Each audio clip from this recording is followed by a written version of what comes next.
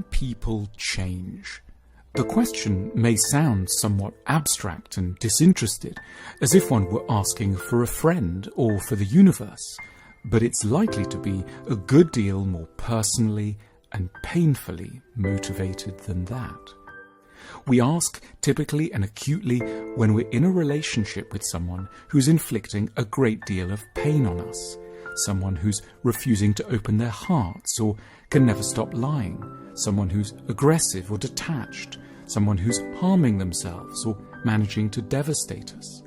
We ask too because the one immediately obvious response to frustration isn't in this case open to us. We're not able to simply get up and go. We're too emotionally or practically invested to give up.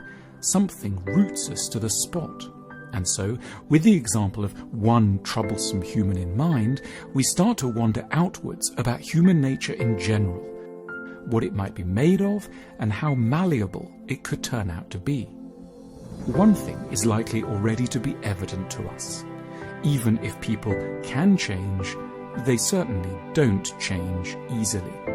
Maybe they flare up every time we raise an issue and accuse us of being cruel or dogmatic. Maybe they break down late at night and admit they have a problem, but by morning vehemently deny that there could ever be anything amiss.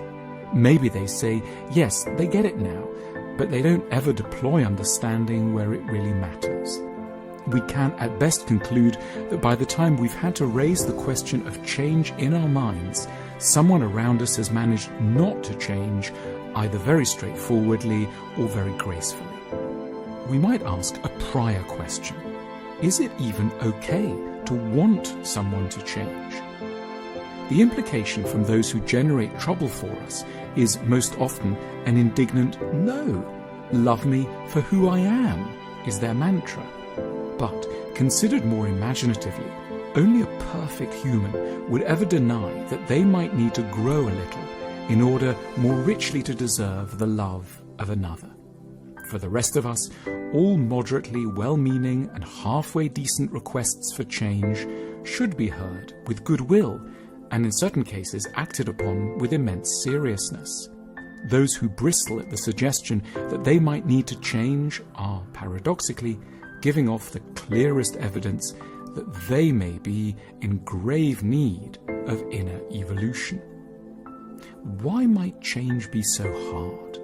It isn't as if the change-resistant person is merely unsure what's amiss and will manage to alter course once an issue is pointed out to them, as someone might if their attention were drawn to a strand of spinach in their teeth. The refusal to change is more tenacious and willed than this.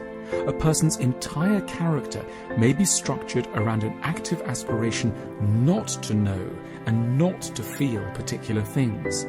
The possibility of insight will be aggressively warded off through drink, compulsive work routines, or offended irritation with all those who attempt to spark it.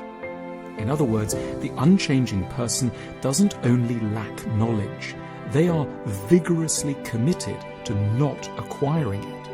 And they resist it because they're fleeing from something extraordinarily painful in their past that they were originally too weak or helpless to face and still haven't found the wherewithal to confront.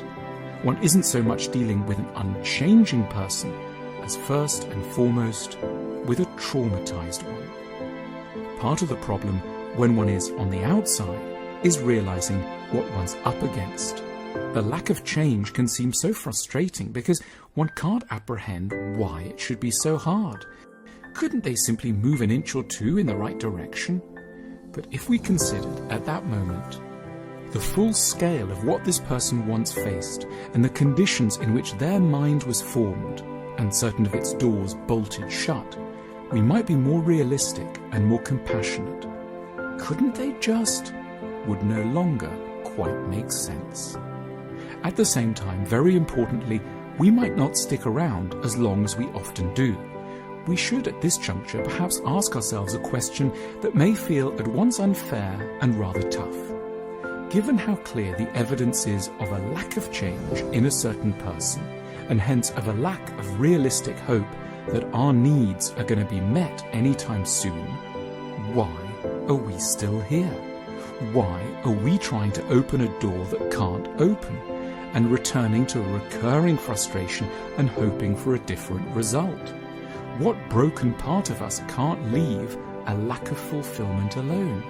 What bit of our story is being reenacted in a drama of continuously dashed hopes? And if we're talking of change, might we one day change into characters who don't sit around waiting without end for other people to change? Might we become better at sifting through options and allowing through only those people who can already meet the lion's share of our needs? In addition, might we become better at deploying a dash of life-sustaining ruthlessness in order sometimes to leave those who frustrate and rebuff us?